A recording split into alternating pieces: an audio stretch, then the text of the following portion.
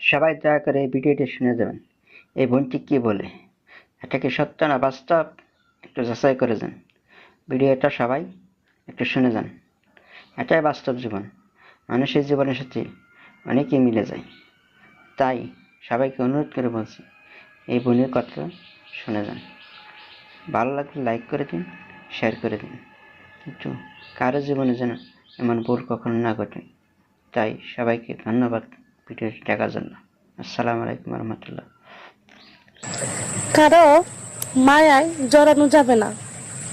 মানুষ হলো অতিথি পাখির মতো, আসবে, মিশবে, বসবে, আবার ইচ্ছে হলে উড়ে চলে যাবে।